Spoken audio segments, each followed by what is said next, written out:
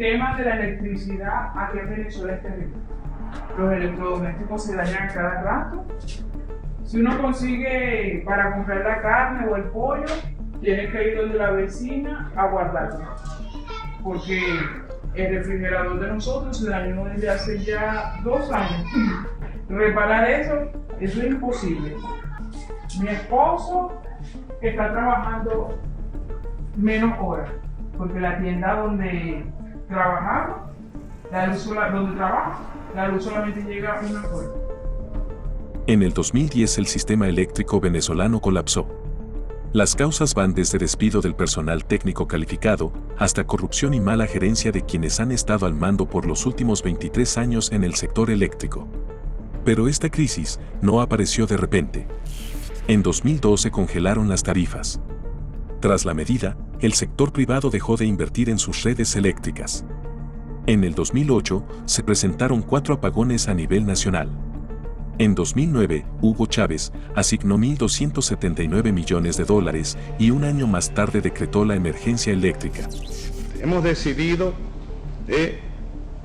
crear el ministerio, ya no sé qué nombre le pondremos, el ministerio del ramo, pues. Ya haremos el decreto esta noche. Vamos a crear el ministerio de energía eléctrica, pues. Energía eléctrica.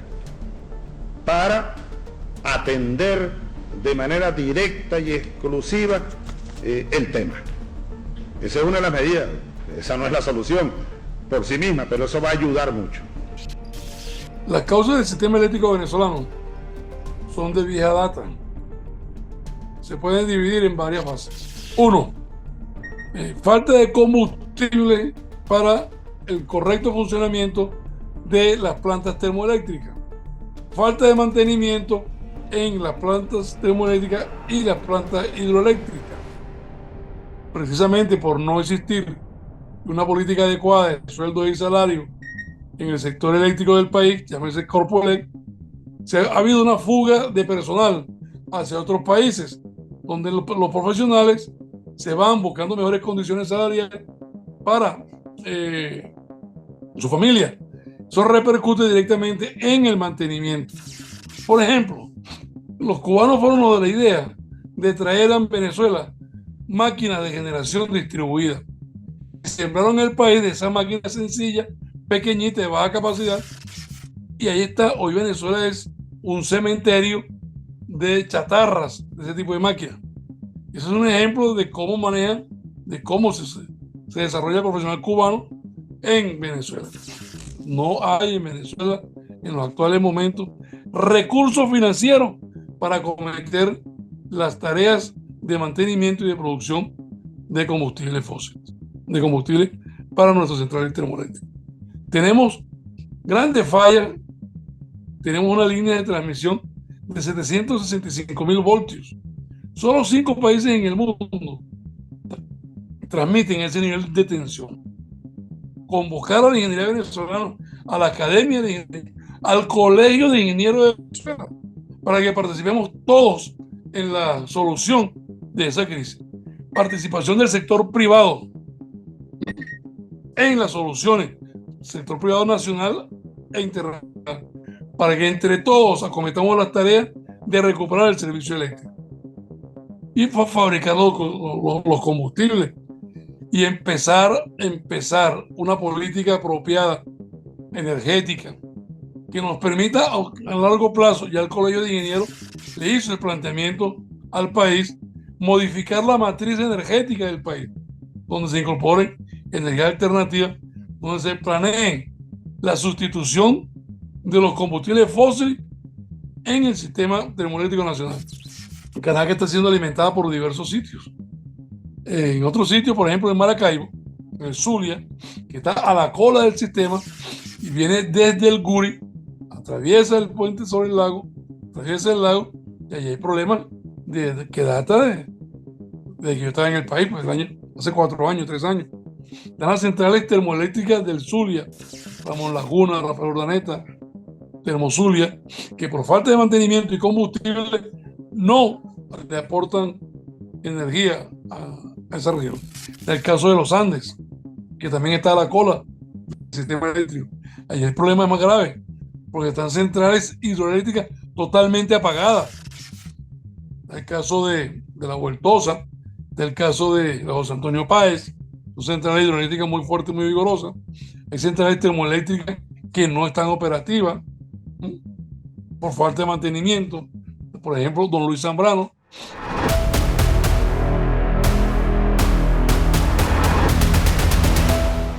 Desde 2011 fue un ir y venir de personalidades del régimen en el Ministerio de Energía Eléctrica. Rodolfo Navarro estuvo 8 meses en el cargo, mientras que Joaquín Osorio fue presidente de Corpoelec por tan solo 7 días. Alí Rodríguez Araque vuelve el 3 de noviembre de ese mismo año al ministerio y también asumió la presidencia de Corpoelec, pero esta vez estuvo solo 3 meses. Llega entonces el hermano de Hugo Chávez. Argenis Chávez estuvo 7 fugaces días en ambos cargos, del 23 al 30 de julio de 2011, y pasó a ser viceministro de Desarrollo Eléctrico. En 2012 extendió la vigencia de varios contratos con la empresa Turbocar en perjuicio del erario público. Trabajadores de Corpoelec lo señalan de causar pérdidas por $4.500 millones destinados al mejoramiento del sistema eléctrico. Además, Argenis Chávez firmó documentos por más de $226 millones para la represa Tocoumá, cuya construcción se inició en 2003 y de la cual hablaremos más adelante. En 2012, el ingeniero eléctrico Héctor Navarro asumió el Ministerio de Energía Eléctrica. Un año después fue removido del cargo luego de denunciar irregularidades en la gestión del gobierno. En abril de 2013, Jesse Chacón, militar venezolano, asume la presidencia de Corpoelec y del Ministerio de Energía Eléctrica. Prometió resolver la crisis en el sector en 100 días, si no, renunciaba. Pero no ocurrió ninguna de las dos cosas. No solucionó la crisis y tampoco renunció. Hablar a partir del momento de que yo recibí es que estamos armando conscientemente un plan que le vamos a notificar a los venezolanos semana a semana y ustedes podrán ir evaluando si lo estamos haciendo o no lo estamos haciendo. Como yo sí creo en eficiencia o nada, si en 100 días, una vez que nosotros presentemos el plan, nosotros no logramos lo que estamos previendo ahí, este señor que está aquí pone su renuncia y le da paso a un venezolano que lo pueda hacer mejor que yo.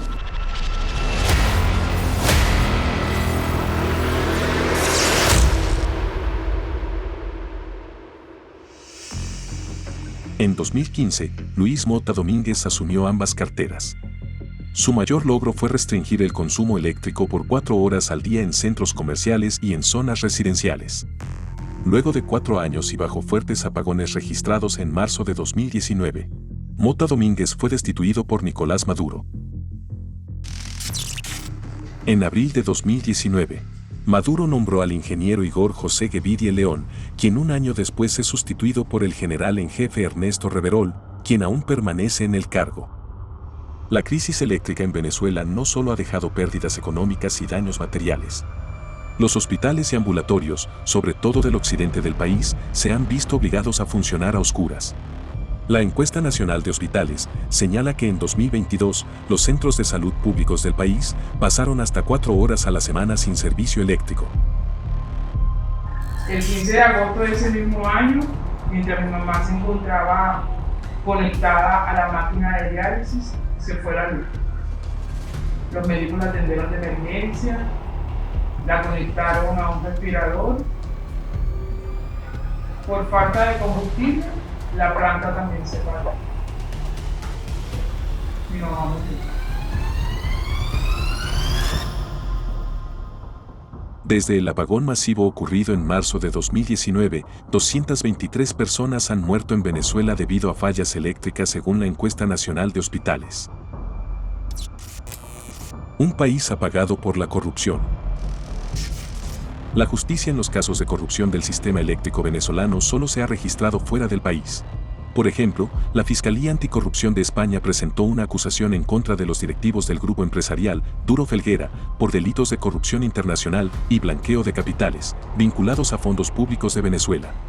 Se imputaron a Duro Felguera pagos por $105 millones hechos al ex viceministro de Energía, Neris Villalobos, para que usara su influencia en beneficio de la mencionada empresa en 2009.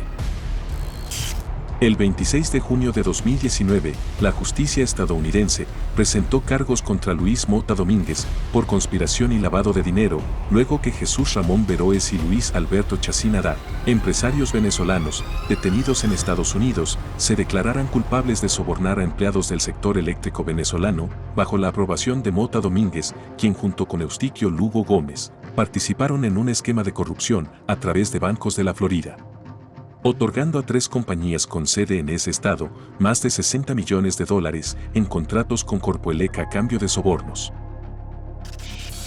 Veroes y Chacín Haddad fueron sentenciados a 51 meses de prisión y se les señaló de ser testaferros de Luis Mota Domínguez. En su declaración afirmaron que habían enviado 500 transformadores a Corpoelec, pero eran solo compatibles con los sistemas eléctricos en Cuba y Nicaragua. También compraron 40 montacargas en Emiratos Árabes Unidos, que vendieron a Corpoelec con un sobreprecio de 300%. El negocio irregular de Veroes y su socio Chacín Haddad les permitió obtener al menos $20 millones a través de 11 contratos con el Ministerio de Energía Eléctrica y Corpoelec. En 2021, Estados Unidos anunció una recompensa de $5 millones a quien ofrezca información por la captura de Luis Mota Domínguez y del ex viceministro de Finanzas venezolano, Eustiquio José Lugo Gómez. Según una investigación de Transparencia Venezuela, Javier Alvarado Ochoa, quien fue viceministro de Electricidad y presidente de la Electricidad de Caracas durante 2010, fue incluido entre los 28 procesados por un juzgado en Andorra por lavado de dinero. Según la investigación, Alvarado manejó, a través de la banca privada de Andorra, 46 millones de euros. En 2019, el régimen de Maduro anunció la detención de 5 personas vinculadas a supuestos sabotajes cibernéticos, electromagnéticos y físicos. Julio César Acuña Núñez, Ramón Oswaldo García García, Miguel Ángel José Freitas y Otoniel Ramón Sánchez.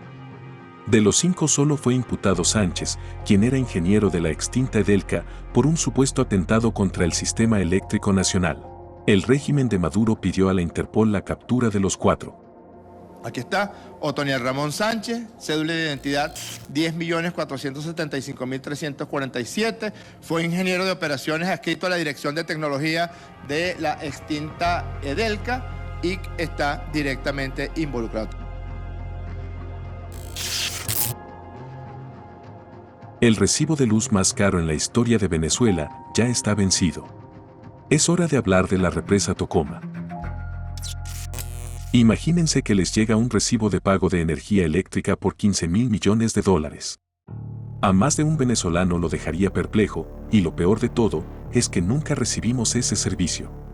Pues bien, ese recibo existe, y es más, sin saberlo lo hemos pagado por los últimos 20 años. Se llama represa de Tocoma. Aquí va la primera parte del recibo. Todo comenzó con un sueño denominado Planta Hidroeléctrica Manuel Piar, que inició su ejecución en 2003 con un presupuesto total de $3.061 millones. Segunda parte del recibo de luz. 2 años después, en 2005, la empresa de electrificación del Caroní Edelca, actual Corpoelec, pactó con el consorcio OIB, conformado por 3 compañías, la brasileña Odebrecht, con un 50%, la italiana Impregilo con 40% y la venezolana Winkler, con 10% para realizar el proyecto. 8 años después, luego de enfrentar supuestos retrasos en la entrega de materiales para su construcción, quien fuera ministro de Energía Eléctrica, Jesse Chacón, solicitó la ampliación del presupuesto a $7.000 millones. Esta es la tercera parte del recibo. Luego, Luis Mota Domínguez, cuando asume la cartera de Energía Eléctrica, solicitó un nuevo presupuesto para llegar a $9.365 millones. Cuarta parte del recibo. El proyecto incluía la instalación de 2.300 megavatios para generar una energía media anual de 12.100 gigavatios por hora. 10 unidades generadoras Kaplan de 230 megavatios fabricadas por la empresa argentina INPSA, quien solo alcanzó a instalar 2. Las otras 8 turbinas aún se encuentran en Argentina desde junio de 2019. Se creía que el proyecto comenzaría a operar entre 2012 y 2014, aunque al día de hoy siguen sin iniciar operaciones y no han aportado ningún megavatio al sistema eléctrico nacional, pese al gran déficit de energía eléctrica que hay en el país y que ha provocado largos racionamientos en Venezuela. La construcción de la represa tuvo 87,19% de avance y hoy está paralizada. Como si fuera poco, del presupuesto general del Estado se destinará en 2023 el 12,2%, que viene siendo 13.800 millones de bolívares al sector eléctrico. Nos preguntamos, ¿parte de este dinero se destinará a reactivar la construcción de la represa Tocoma? El 5 de agosto de 2022, Nicolás Maduro dijo en la locución pública que antes de finalizar el año, los servicios públicos venezolanos estarían recuperados. Sin embargo, la profunda crisis del sistema eléctrico venezolano, evidenciada desde hace más de 2 décadas, continúa. ¿Qué hacer para cambiar la realidad del sistema eléctrico venezolano? Desde el 20 de marzo del 2020 hasta el día de hoy hemos recibido en Monitor Ciudad, nuestra plataforma, alrededor de 8.772 denuncias de apagones en el país. Eso lo que demuestra es la gravedad y la fragilidad de nuestro sistema eléctrico nacional. Pero lo que más duele es que todo esto se traduce en horas improductivas. Cada vez que hay un apagón en el país, son horas que pasan los niños sin poder, o los adolescentes sin poder estudiar. Son horas que pasan trabajadores sin poder trabajar, por supuesto, industrias sin poder producir. Y son horas que pasan comerciantes sin poder vender. Si tú tienes que pasar horas sin poder estudiar, obviamente vas a tener una desventaja. Y eso ni hablar de lo que puede pasar si un centro hospitalario o si alguna clínica se queda sin electricidad. Algunas han podido tener generadores de respaldo, otras, a pesar de que los tienen, no están operativos, pero la mayoría, la realidad es que si se va la electricidad, sencillamente no tienen cómo poder trabajar. Y esto puede causar vida. Hemos visto distintos reportes, de reportes en el apagón de 2019, también hemos visto otros en distintas partes del país en otros momentos. Entonces, todo esto de tener problemas con la electricidad, de tener apagones, es un problema que puede dañar el futuro o incluso amenazar la vida de los ciudadanos de nuestro país. La tremenda planta termoeléctrica Termocarabobo, hoy cumpliendo el primer año del gobierno revolucionario, vamos en la gran misión eléctrica. Solo en 2022, según el Comité de Afectados por los Apagones, el país experimentó un incremento del 22% respecto a 2021. Al documentar al menos 233.298 interrupciones en el servicio el año pasado. Los estados más afectados siguen siendo Zulia, Táchira, Carabobo y Mérida. Pero la verdad es que nadie se salva.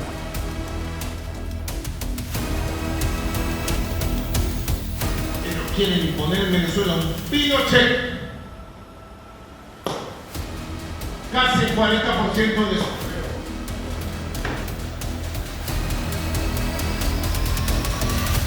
Nadie se salva.